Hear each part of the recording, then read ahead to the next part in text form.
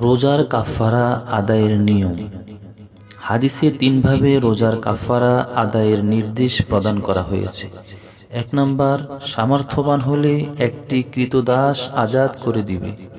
2 নম্বর, যদি তা সম্ভব না হয় তবে ধারাবাহিকভাবে 2 মাস অর্থাৎ 60টি রোজা রাখতে হবে।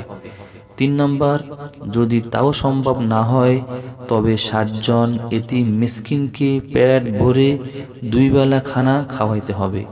সহিহ বুখারী ও মুসলিম শরীফ।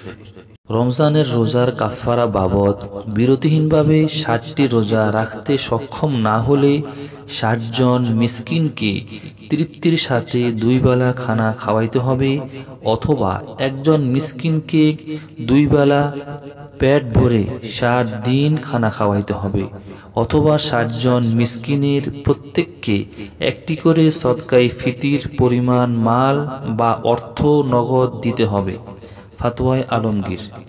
তবে একজন মিসকিনকে 60 দিনেরটা একই দিনে দিলে কাফারা আদায় হবে না, বরং তাতে একদিনের কাফারা আদায় হবে। তাই একজনকে দিতে হলে 60 দিনে একটি করে সদকায়ে ফিতির পরিমাণ মাল বা অর্থ প্রদান করতে হবে। রোজার কাফারা আদায়ের নিয়ম। হাদিসে তিনভাবে রোজার কাফারা আদায়ের নির্দেশ প্রদান করা হয়েছে। 1 নম্বর, সামর্থ্যবান হলে একটি ক্রীতদাস আজাদ করে দিবে। 2 নম্বর, যদি তা সম্ভব না হয় তবে ধারাবাহিকভাবে 2 মাস অর্থাৎ 60টি রোজা রাখতে হবে।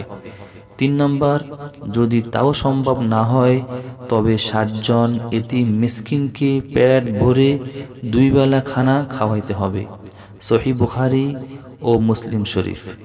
রমজানের রোজার কাফারা বাবদ বিরতিহীনভাবে 60টি রোজা রাখতে সক্ষম না হলে 60 জন মিসকিনকে তৃপ্তির সাথে 2 বেলা খানা খাওয়াইতে হবে, অথবা একজন মিসকিনকে 2 বেলা পেট ভরে 60 দিন খানা খাওয়াইতে হবে, অথবা 60 জন মিসকিনের প্রত্যেককে একটি করে সদকায়ে ফিতির পরিমাণ মাল বা অর্থ নগদ দিতে হবে।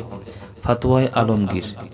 তবে একজন মিসকিনকে 60 দিনেরটা একই দিনে দিলে কাফারা আদায় হবে না, বরং তাতে একদিনের কাফারা আদায় হবে।